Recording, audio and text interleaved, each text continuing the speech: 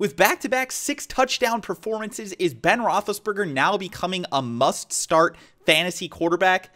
And with Adrian Peterson now avoiding jail time, should fantasy owners be looking to re-add him to their rosters? I'll be answering your questions from YouTube and Twitter. We'll go over some players who you should be looking to add off of waivers, and I'll tell you why the concept of roster consolidation could be the thing that ends up winning you a fantasy football championship this season.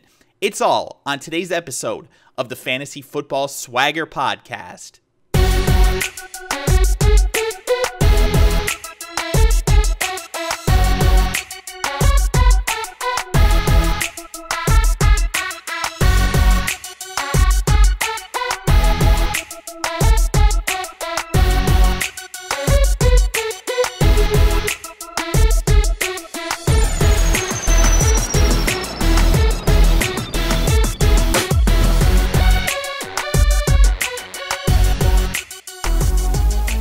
What is up, everybody? Welcome to another episode of the Fantasy Football Swagger Podcast.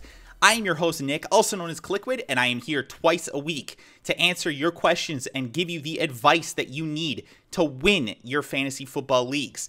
Now, normally the first podcast of the week comes out on like a Tuesday or a Wednesday, but this week, guys, I want to apologize. I wasn't able to get anything out earlier. I had a new schedule starting this week where I'm taking care of my brand new baby daughter.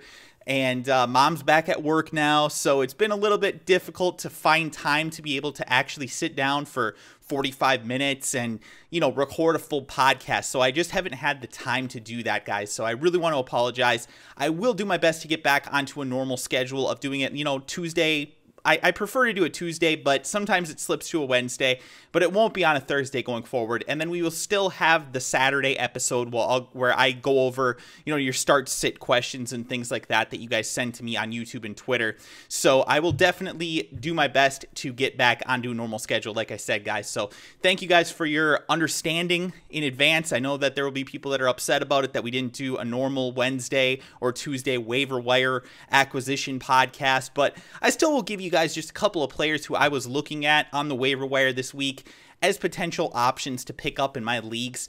Number one, I want to talk about Ryan Tannehill. And this one is for people that have Nick Foles on their roster, or should be at this point had Nick Foles, because you should not still be rostering him. He's going to be out for, they're saying like 6 to 8 weeks potentially even. So, I mean, that could be the kind of thing that keeps him out possibly for the remainder of the season. Philadelphia is probably going to make the playoffs, but we don't know that for certain now. With Foles being out, they've got Mark Sanchez at quarterback, and that could really go south real quickly. So it could be the kind of situation where Nick Foles doesn't play for the rest of the season at all.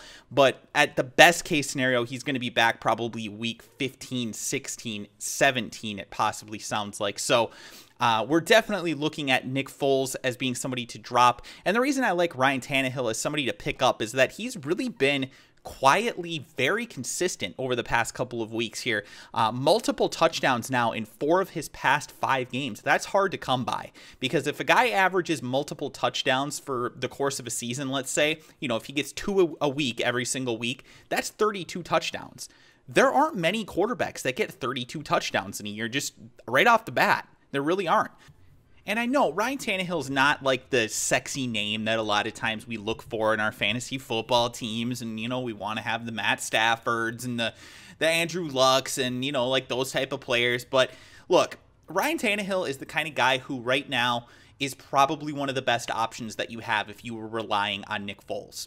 And I know there are a lot of people out there, or there were pretty much one in every league, that somebody was relying on Nick Foles. And if you were somebody that didn't have a backup like a Ben Roethlisberger, or something like that, you've got to go out there and pick up a guy like Ryan Tannehill, and I think that he is still going to continue to put up good numbers for the remainder of the season. He has good options in the receiving game. Their running backs have been fairly productive as well, so, I mean, it's not a real bad situation. Miami's not that bad of a team. So I like Ryan Tannehill. I do think that he is a good option for your former Nick Foles owners. Next person on the waiver wire acquisition list, Mike Evans of the Tampa Bay Buccaneers. Came back a couple of weeks ago and has been an absolute beast since that. I mean, the guy has got 7 catches for 124 yards and 2 touchdowns this past week. He is a huge threat to go deep almost every single play. He's got the kind of size that you look for in a prototypical wide receiver one as far as an NFL standpoint goes, and the Tampa Bay Buccaneers are using him like their wide receiver one right now. I mean, Vincent Jackson seems to almost have completely given up as far as being at least a relevant fantasy player, and I mean, that's leaving plenty of opportunities for Mike Evans to get open, make big plays. And this guy is somebody that I was excited about coming into the season. I don't see any reason to not be excited about him now that he's producing nice numbers. So I definitely think he needs to be owned in every league at this point. On ESPN leagues, currently he's only owned in 53% of leagues. So I would definitely go out there and pick him up if he is available in your league. Now, another guy who is a rookie who has been absolutely tearing it up. This one is just crazy. I mean, this guy's on an insane pace right now, and that is Martavis Bryant of the Pittsburgh Steelers. Now, of course, a lot of that has to do with the fact that Ben Roethlisberger has been on such a tear, but Martavis Bryant has been just murdering people. In his 3 games that he has played so far in his NFL career, he has 5 touchdown receptions. 5 TDs in 3 games. I mean, the guy is on just an insane pace. Now, obviously, we don't expect that to continue, especially considering that he only made 3 total catches in week 9, but he did make 2 of those 3 catches for touchdowns. So, I mean, he's got the big playability. He's a big-bodied receiver as well, and he is somebody that can definitely make teams pay in the red zone. So, I definitely think that he is somebody I would be going out there and acquiring as well. I like Mike Evans better overall, but that doesn't necessarily mean that I don't like Martavis Bryant. I still think that he is somebody that should be owned in all leagues. He's a good bet to score again this week as well against the Jets, who have been absolutely atrocious on defense, especially in their secondary. So I am absolutely a big supporter of going out there this week, picking up a Martavis Bryant and starting him from week 1, when this first time that you have him on your roster, put him in there, and let's see if he can get into the end zone again this week. Maybe he makes it another couple scores, and then you'd be really, really happy. But I wouldn't go out there expecting that. But I do think that he is somebody who could get 60 yards, 70 yards, and a touchdown this week. So definitely go out there and pick him up if he is available in your leagues. He is currently only rostered in 41% of your standard ESPN leagues. So definitely still available in most formats. Next on the list, and this is the final one as far as the waivers go this week, because I want to keep the list nice and short. And the reason for it is because, quite frankly, at this point in the season, there aren't going to be a heck of a lot of guys that are going to be huge, big play type players that you can go and grab at this point in the season. But I like Michael Rivera of the Oakland Raiders. And I know, an Oakland Raiders player, that almost sounds like the antithesis of what fantasy football should be. And really it is. I mean, this is only a deep league tight end option, but he's made 15 catches over his past 2 games. That's not too bad. Not to mention he had 2 touchdowns against the Seahawks last week. So he's becoming more of a weapon in their offense. He's somebody that I was kind of sneaky looking at to start the season. When we were looking at the preseason, this guy was clearly the best receiving option as far as the tight ends go on that team. And I kind of liked his the game that he has, I guess. I mean, just like his skills. I think that he's the kind of player who over the next couple of seasons here could start to become more of a player. I'm not going to call him like the next Jimmy Graham or anything, but there's no reason that he can't be a viable weekly starter for fantasy football over the next couple of seasons here. If the Raiders tend to, they actually stick to their quarterback, because clearly Derek Carr likes him. If they don't stick to Derek Carr, that could change very, very quickly. But I still think, though, that he is somebody that if you're in a deep league, or if you're in the position where you just don't have anything at tight end, you could do worse, I think, than Michael Rivera, because he's going to continue to see a decent amount of targets, and he should be able to put up solid numbers for your fantasy football team going forward. So that's going to do it for the waiver wire section, but I want to talk about something else, and that's actually a concept. It's not really necessarily a specific thing that I can tell you, but what I can kind of give you and articulate the idea of is basically a way for you to increase the probability of you actually winning your league. And what I'm really talking about here are for the people that are already likely to make the playoffs this season. These people, if you're sitting at, we're going into week 10 here, if you're sitting at a 6-3 or, a 7-2 or an 8-1, there's a pretty good possibility that you're going to make the playoffs. And what you need to do to ensure that once you make the playoffs, that you have the best possible chance of winning in the playoffs is to stack your roster for the playoffs. So what I'm really talking about here is a thing that I call roster consolidation. And really what that means is that you're essentially trading the depth on your team for starters at other positions, or possibly even starters at the same position, if, you know, depending on who you're trading with. And it's really hard to describe exactly what you need to do here, but essentially what the idea behind it is that you're trying to take players. Let's say that currently you're really strong at wide receiver, and you're in a league where you start 2 wide receivers and a flex, okay? And you have 2 solid running backs. Your flex position is okay, but you've got 2 really strong receivers, and you've maybe got another receiver that would be starting on most teams. So, like, for example, let's say you maybe have Jeremy Maclin and Randall Cobb. Those guys both absolutely #1 guys on their teams. Well, maybe not actually on their NFL teams, but they're producing #1 wide receiver numbers. And let's say you have 2 guys like that, and maybe you have another guy like a Kelvin Benjamin or something, where, you know, you could probably justify playing him as your flex, but you've also got other guys, maybe, you know, at a running back or something like that, or maybe even possibly another good tight end that you could put in at your flex position. What you want to do is essentially take that guy, the Kelvin Benjamin in this case, and you're going to try and flip him for an upgrade at another position, or possibly, like I said, even at wide receiver. So what you would typically do here is you would take Kelvin Benjamin, let's say, and you add him together with maybe another player, you know, for example, like a Jeremy Hill or something like that. And you take 2 guys like that who could really help another person's team, and you trade them for an Antonio Brown, for example, a guy who's a tier 1 absolute stud at the position. And then what you're doing is you're really stacking your team for that playoff run. And, you know, it's not really something where you have to do it, you know, at a specific position or anything like that. I mean, there's always positions where you can upgrade. Unless you have the #1 guy at every single position, then obviously you're not making any trades. But, I mean, that's not really a realistic thing. So what we try to do is that we really want to increase the quality of our starters. And that's really what this is about. Normally, I'm the kind of person who would be all about you having tons of depth. At the beginning of the season, all that I can do is just stress depth, depth, depth, depth, depth. Just over and over and over again. You have to have depth. And the reason for it is because you're going to have bye weeks. You're going to have injuries on your team. There's going to be situations where a guy, you know, like maybe you went into the season assuming that Zach Stacy was going to be the starting running back for the Rams, and he was going to put up solid running back 2 or, you know, high-end running back 3 numbers, and instead he's not even touching the ball anymore. That type of situation happens, and the only way that you can really counteract that is to have depth at that position. So that's why I stress it so much early in the season. But with bye weeks now coming to an end at the end of week 12, we've only got 3 more weeks of bye weeks, and then the last 2 only have a couple of teams on byes. I mean, you're really looking at the situation like this. You have to take and move your depth players, the guys who are not going to start for you in the playoffs. I mean, unless they've just got an amazing matchup or something, then, you know, you want to really look at that. But, you know, in all likelihood, you're going to start your studs if you've got them in the playoffs. The guys that got you there, they're probably going to be the guys that are in your lineup.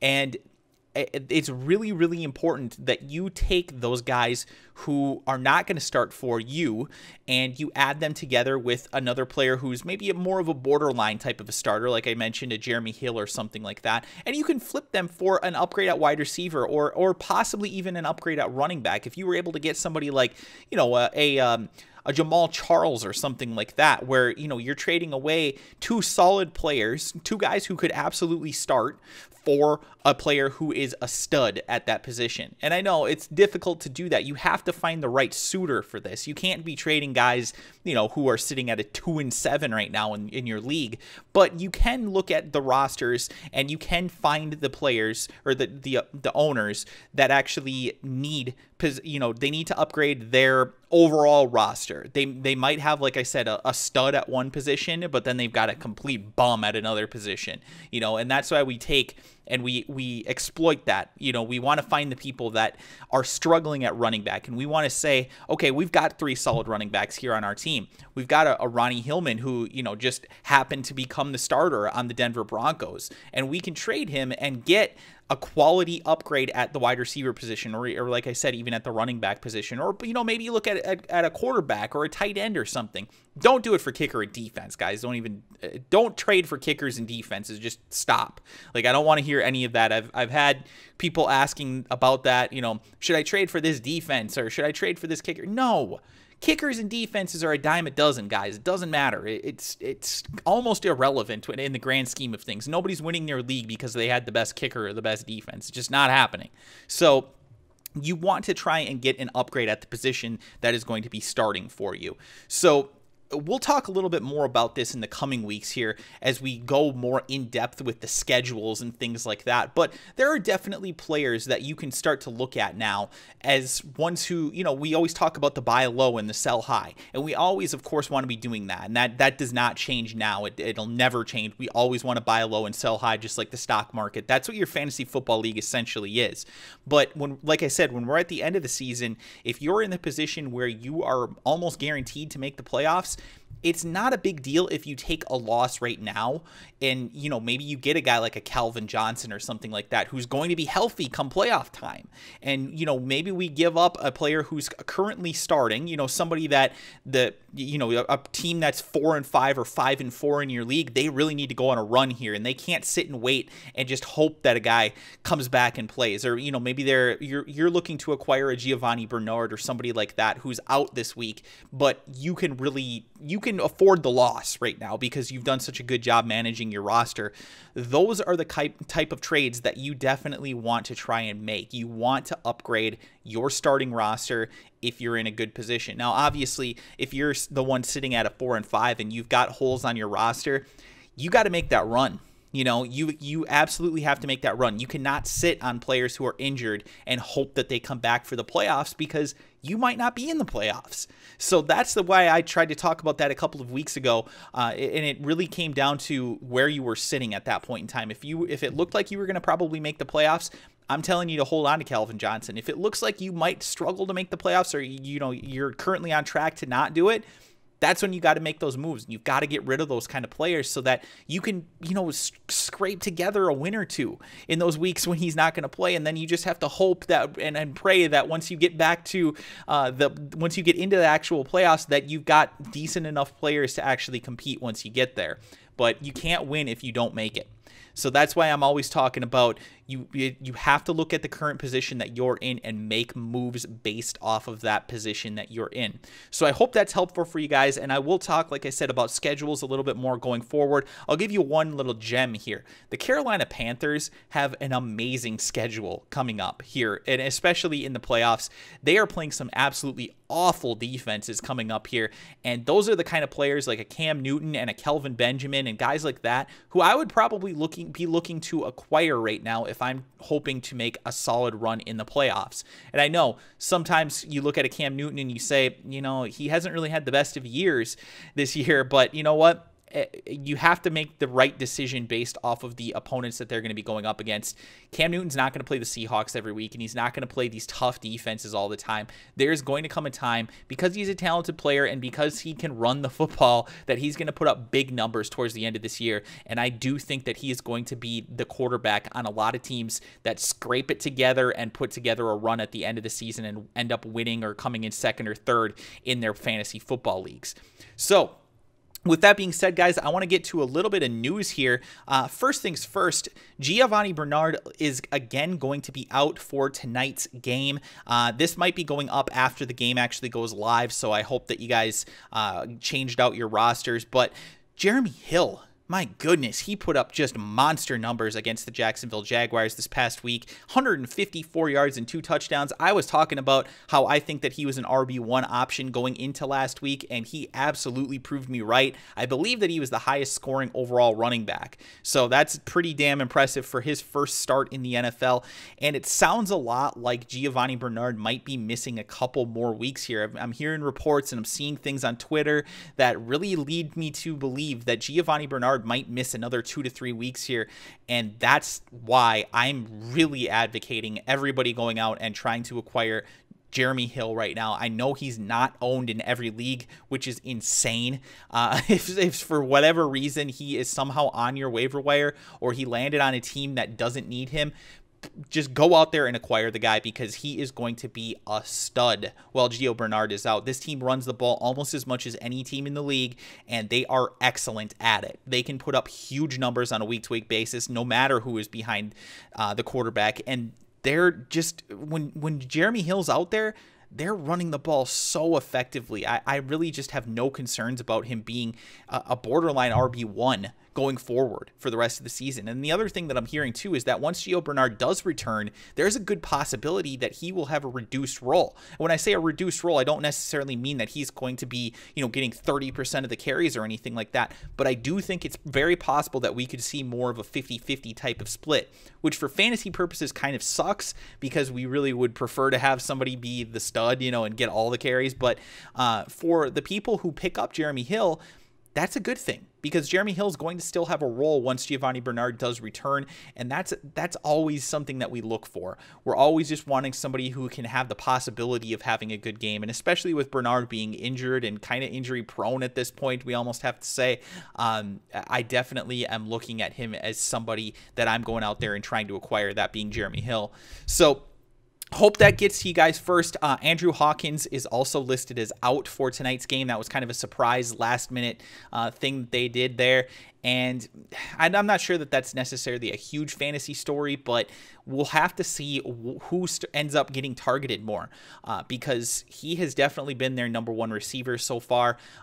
Gabriel could end up getting more touches here in this game. They could end up running the ball more. Terrence West is almost certainly at this point taken over the RB1 spot there, although it's been an up and down type of thing. He was pretty much a non-factor a couple of weeks ago when Ben Tate and Isaiah Crowell were both getting touches, but now you look at it and it's like Terrence West is suddenly getting almost all the carries for them, and it's hard to trust it at this point is all I'm going to say. I'm not going to say that you shouldn't go out there and get Terrence West. I definitely think you should while he's getting all the carries or the vast majority of the carries for their team, but don't bank on it. Don't go out there and, give up the world to get Terrence West because you never know. It could be next week that he's inactive, a healthy scratch. So very, very difficult to predict that running back situation, and it's not a great team anyway. So, we'd prefer to have somebody on a better offense. Next thing is also coming from the AFC North, and that is the random, I guess you could almost say, success of Ben Roethlisberger. Now, we've seen this guy have big seasons before. I remember not long after he won the Super Bowl, the first Super Bowl, I want to say a year or two later, he put up one of his best fantasy seasons. But for the most part, Ben Roethlisberger has been about an average fantasy quarterback. He's been somewhere between like 10th to 15th through the majority of his career. And that's not bad, but it's not really something that we've been excited about. He's kind of one of those guys who, if you miss out on the top guys, well, there's always Ben Roethlisberger who's going to produce okay numbers for you. But lately, Ben Roethlisberger, 12 touchdowns over his past 2 games. 6 touchdowns in each game. This week, he is up against the New York Jets. Yeah, this could be another 6 touchdown game. No, I'm not going to say that he's going to come out there and throw 6 touchdowns. I'm just joking about that. But I mean, honestly, this could be another monster game for Ben Roethlisberger this week. I mean, he is as hot as any quarterback in the NFL right now, and he is just putting up absurd fantasy numbers, the type of numbers that not even Peyton Manning last year, when he broke the NFL record, was coming close to putting up those type of numbers. And for Big Ben, it comes in a season where the Steelers have been super up and down. They've been very, very awful in a couple of games where they're hardly putting up any points at all, and then the very next game he comes out and throws 6 touchdowns. It's like, what is happening? Like, I'm sorry, but I don't buy into Ben Roethlisberger being an elite fantasy quarterback. I think that he's better than he was in the early part of the season, but at the end of the day, I still think he falls somewhere between 8th to 12th at the fantasy quarterback position. And I know he's getting an amazing amount of production from Antonio Brown. I think Antonio Brown, you could definitely make the case, is the #1 fantasy wide receiver going forward. He already is the #1 fantasy wide receiver in most leagues. But, I mean, the guy is just putting up ridiculous numbers. And even in the games where they're struggling, he's still putting up decent numbers. So I don't have any questions about him. The rest of the fantasy roster, when you've got like Marcus Wheaton catching the ball from you, you've got Heath Miller, who's okay, and you've got Martavis Bryant, who has stepped up and really been an amazing red zone threat for this team. 5 touchdowns in 3 games. The guys, they're overachieving right now, in my personal opinion, just as an offense, as a whole. And I think that Le'Veon Bell is going to start to get more touches. I think that he's going to be more of an end zone or a red zone running back. I do think that he will score more touchdowns going forward than he has so far. But at the same time, though, I do, like I said, still think that Ben Roethlisberger has established himself now at this point as being a viable every week starter at the fantasy quarterback position. But I think it's a low-end starter still.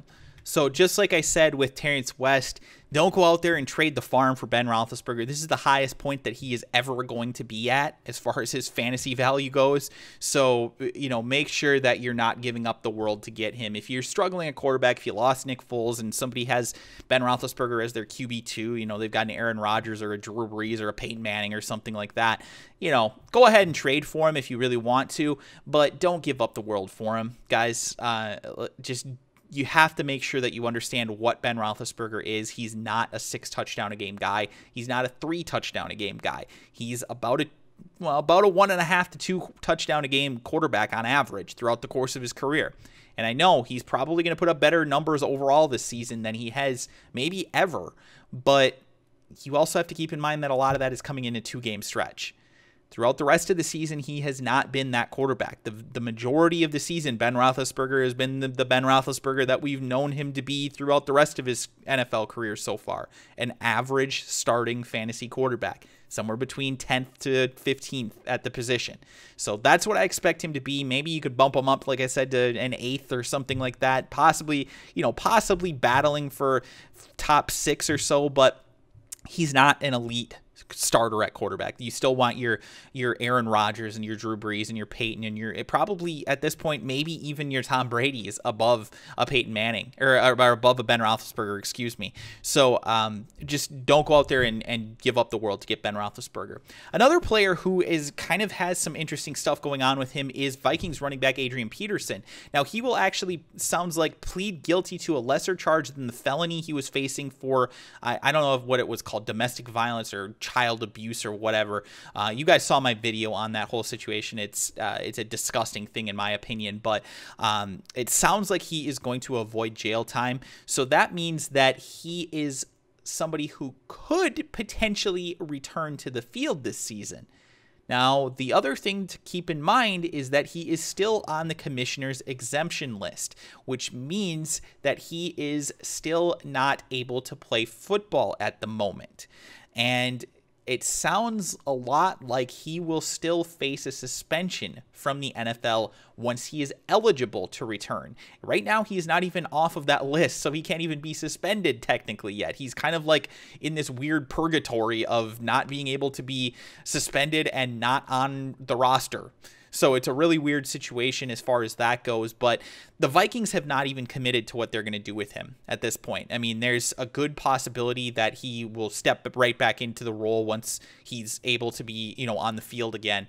But at the same time, Jerick McKinnon and Matt Asiata have been the least of the Vikings' problems. Their quarterback situation has been awful this year. Teddy Bridgewater does not look good. Matt Castle's been awful. Christian Ponder was awful when he got his opportunity. And there's a real possibility that Adrian Peterson will step back and not be the guy who takes 100% of the carries. Maybe he still gets, the 70 or whatever, but he might not be the standard workhorse that we have come to love out of him as far as our fantasy ownership goes. So the real question, of course, is what should I be doing as a fantasy owner? And I think it really comes down to the size of your league, because I do think that he is probably worth an add in deep leagues, when I'm talking about a 14-team, a 16-team league. But in a 12-team or a 10-team or an 8-team league, I don't really think it's worth it. I mean, maybe depending on what your roster looks like, if you just have a complete throwaway player that you know you're never going to end up playing ever, go ahead and add him. But for the most part, though, I wouldn't waste a waiver claim on him because we're getting late in the season at this point. I mean, we're talking about it being week 10. He's not playing this week. And it sounds like I said, that he's still going to face a suspension. So it could be a 2-game suspension. It could be a 4-game suspension. It could be the rest of the year suspension. And again, we just don't know. So even if he does come back, and let's say he comes back in week 15, okay? So there's 3 weeks left in the season, 15, 16, 17. That just isn't enough. I mean, I guess if you make the playoffs, then what, are you going to take the chance that Adrian Peterson's going to get all the carries? Like, we just don't even know. I mean, if you got to the playoffs, obviously you have a solid enough roster, so you're probably not going to want to take that chance. And if you didn't get to the playoffs, then you're not playing in week 15, 16, 17. So, I mean, it's kind of a weird situation. But like I said, my personal opinion is that unless you're in a very deep league, I'm not looking to add Adrian Peterson. And I'm certainly not looking to waste a waiver wire claim on him because we just don't even know if he's going to play this year. We still don't know. And even if he does play, he might have a reduced role from what we're used to seeing from him, which in a bad Vikings offense overall could mean that he's, a decent, a high RB2 maybe, or, a solid RB2. But I kind of think that's where the high end right now is. Keep in mind, Adrian Peterson has not been playing with the Vikings. He's not been practicing with them. He doesn't know the playbook. I mean, obviously running back is one of the easiest positions to step into. And I mean, I think Adrian Peterson's smart enough that he'll be able to pick up the playbook and, just be his usual beastly self. But, in things like pass protection, that's where he's always struggled. He's not going to be out there on third downs. I'm telling you guys, if he comes back this season, he will not be out there for the majority of third downs. And that really limits his upside as a fantasy running back, because if he's not able to be out there on third downs, best case scenario is that he's playing 65 to 70% of the snaps.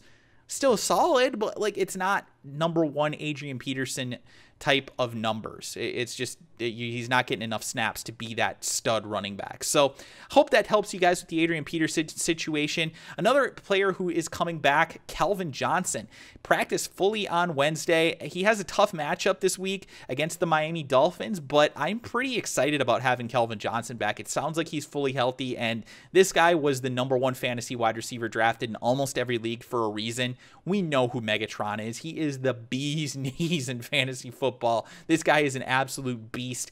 Unbelievable talent. Arguably the most physically gifted wide receiver that has ever played the game. And that's the kind of thing that you're getting if you get a Calvin Johnson back on the field. If you're a Matt Stafford owner, you have to be excited about that. I am a Matt Stafford owner in quite a few leagues. Hitched my wagon to that, and it's kind of been up and down. I'm not gonna lie. He's done okay with Golden Tate, but we're excited to have Calvin Johnson back. Let's just put it out there. And I think the Detroit Lions are going to be excited to have him back there. I think he's going to get plenty of targets. He might have limited snaps, but he's still Calvin Johnson. He's still going to put up good numbers, and we're very excited to see him back on the football field.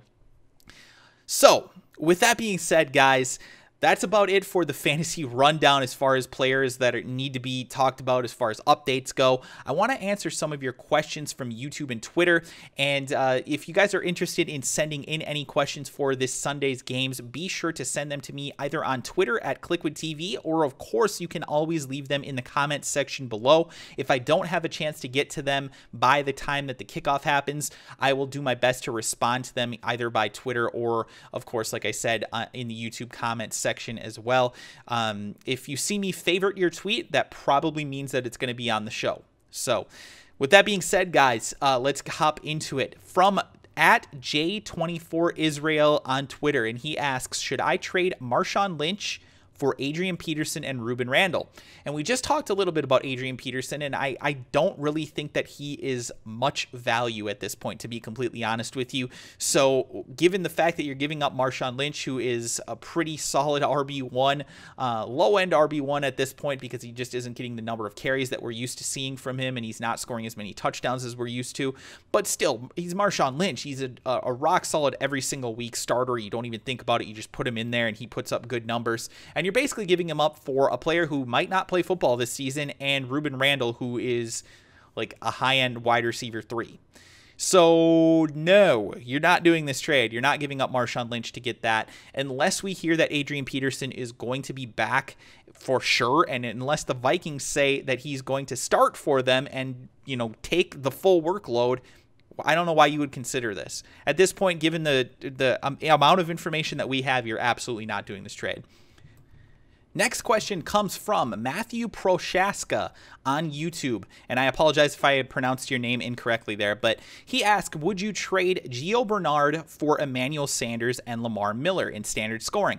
Now, when you say trade, I'm assuming that you're giving up Giovanni Bernard and you're receiving Emmanuel Sanders and Lamar Miller, and the answer to that question is 100% absolutely would do it. Emmanuel Sanders has been a wide receiver 1 this season. He is a gangster stud for the Denver Broncos, the best offense in the NFL right now. I'm loving this trade if you're getting that. Lamar Miller's banged up a little bit, but sounds like he's probably going to play this week. Gio Bernard, like I said earlier, might not play for another couple of weeks here, and even when he does, he's probably not going to be getting, the full workload because Jeremy Hill has looked like a complete stud. So I love this trade. Going into 2 weeks ago, I might not have done this trade because Giovanni Bernard has been so great. I mean, he's been an amazing running back 1 for your fantasy football team, and I probably would not have given him up for a wide receiver and a decent running back. But at the same time, though, now that we've got the full information and we see what Gio Bernard has as far as health, yeah, I'm doing the trade. Next question comes from Brandon Hatfield on YouTube, and he asks, with Tony Romo being hurt and Brandon Weeden being Brandon Weeden, should I sell on Dez Bryant? And he gave me a little bit more information, which I do appreciate. He says it's a 10-team league with standard scoring, and he has currently on his roster, he has Dez Bryant, Antonio Brown, Odell Beckham, and Dante Moncrief. And his running backs are Le'Veon Bell, Ronnie Hillman, Eddie Lacy, Terrence West, and Ben Tate. He also has Aaron Rodgers at quarterback and Rob Gronkowski at tight end. Now, the reason that I'm going to say no on selling Dez Bryant is not because I don't think that it's not because I don't think that his numbers are going to struggle with Tony Romo being injured, because he still is injured. Even if he does play, he's not 100%. I do think that he's going to take a step back and not be that, stud wide receiver 1 that we're used to him being. But I'm going to say no because you are basically giving up the position that you're weakest at. So, like I said, you've got Aaron Rodgers at quarterback. You don't think about it. You plug him in and play every single week. Rob Gronkowski, you plug and play every single week at your tight end position. Now, obviously, he's on a bye this week, so that's a little bit different. But at most weeks, Rob Gronkowski is going to be your starter, and Aaron Rodgers is going to be your starter, so you don't have to worry about upgrading those. And then your running backs, Le'Veon Bell and Ronnie Hillman, are studs at this point. I mean, Ronnie Hillman might have to work with Monty Ball once he does return, but it kind of sounds like Ronnie Hillman's still going to keep getting most of the carries. So I definitely like that. And even if he doesn't, Eddie Lacy is still a great option. I mean, I know obviously he hasn't panned out what we'd expect him to be this season as far as being a running back 1, but he's definitely still an RB2, a solid RB2. So that's just fine if you only have him and Le'Veon Bell. Bell, like I said, being your RB1 here in this scenario. And then you still got Terrence West and Ben Tate. So if Terrence West does end up keeping that job and staying as the starting running back there in Cleveland, we like that. That's a good situation as being your RB4, and that's what he is right now. So where are you really going to upgrade? I mean, all these other positions, you're basically not getting an upgrade at. So, I mean, you don't really need anything. You're solid at running back. You're solid at quarterback. You're solid at tight end. But where you struggle is wide receiver. You've got Dez Bryant and Antonio Brown, who are an amazing 1-2 combo. By the way, this roster overall, even in a 10-team league, is amazing. You have a stud at every single position. I mean, like a top 5 stud at every single position. So I'm imagining that your team is probably pretty well stacked right now. And that's why I'm going to say that you need to hold on to Dez Bryant, because by the time the playoffs come around, you're probably going to see Tony Romo being closer to 100%, and he's going to be out there putting up Tony Romo-like numbers, good, solid quarterback numbers, and Dez Bryant's going to be the recipient of a lot of that. So Dez Bryant's basically your wide receiver 2 here in this situation. Antonio Brown being, like I said before, probably the number 1 wide receiver in fantasy football this year, and Dez Bryant being an unbelievable wide receiver too. So I don't see any reason for you to go out here and make a move right now. I would stick with Dez, and even if he does struggle to put up numbers over the next couple of weeks, it's probably still going to be good enough to be a wide receiver 2 for you. So hopefully that helps you out. Last question today comes from Jake Smith on YouTube. And he asks, who should I start? Russell Wilson against the Giants or Colin Kaepernick against the Saints? Now, normally I don't do I usually don't do the start sits until the second episode of the week, but because we're kind of late here in the week, and I apologize again, guys, we are going to go ahead and do a start sit here, just one of them today. And I'm going to go with Russell Wilson in this comparison here. And the reason for it is because the Giants defense lately has been atrocious against quarterbacks. They have given up 7 touchdowns in their past 2 games to opposing quarterbacks. Big numbers. And that is something that you definitely should not overlook. Now, don't get me wrong. The Saints defense has been awful as well. But over their past 3 games, they've only given up a total of 3 touchdowns. And in their past 2 games, they've only given up 1 touchdown. Carolina quarterback Cam Newton, 0 touchdowns. Aaron Rodgers only threw 1 touchdown. Now, granted, Aaron Rodgers threw for 426 yards. So, there's only so much that we can pull from that. It could just be situational, of course.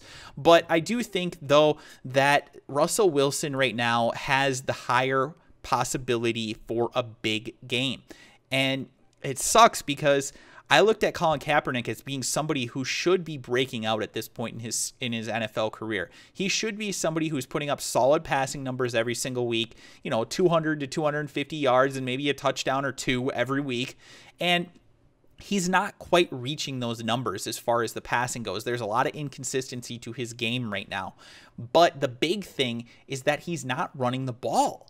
Like, he has the physical skills to do it. We've seen him put up ridiculous numbers before running the football, but he doesn't do it on a regular basis. And while it's making sure that the 49ers are going to have their quarterback for the playoffs because he's going to be healthy, it's not great for fantasy. It really isn't. I mean, we want, from a fantasy standpoint, we want to see Colin Kaepernick running for 50 yards a game, and we're not getting that. We're not getting the touchdowns, and we are getting the touchdowns, and we are getting the yardage from Russell Wilson. So I think that the possibility of Russell Wilson having the bigger game, as we've seen him do so far this year, he's had a couple of really big games, and I know he's struggled a couple times as well, but the ups and the downs are a lot more tolerable with Russell Wilson when the ups are huge games. Whereas with Colin Kaepernick, it's ups and downs, but the ups are, solid fantasy days, like, 6th, 7th best quarterback. With Russell Wilson, he's had a couple games this year where he's been the best or the 2nd or 3rd best fantasy quarterback. And that's what we really want to see. We want to see that high-end potential, and I just don't think Colin Kaepernick has it right now. So with that being said, guys, that is going to wrap up the questions, and that is actually going to do it for today's episode. Thank you guys so much for tuning in. Again, I apologize on the late upload here. It's been a stressful week, and just trying to get ready with my schedule and making sure that the baby is taken care of and everything like that. But I hope you guys still enjoyed today's podcast. If you did, and of course, if you learned something, please be sure to let me know in the comments section below, and also hit that like button. And if you're new to the channel, also, if you would, hit the subscribe button as well. That's how you'll know when I put up a new episode of the show or when I put up any of my other countless videos that I do each week. If you guys have any questions about your fantasy lineups for this week, or if you're thinking about making a trade, or if you just have any general fantasy football questions, make sure that you leave them in the comment section below, or of course you can always tweet them to me at Kliquid TV. Thanks for listening, guys. Be sure to check back later this week on Saturday, where we will have a final preview for Week 10 of the NFL season. I'll give you guys my starts, my sleepers, my busts, things like that, and we'll go over any sort of news that comes out between now and then. Thank you guys again. I do appreciate it, and we'll see you next time here on the Fantasy Football Swagger Podcast.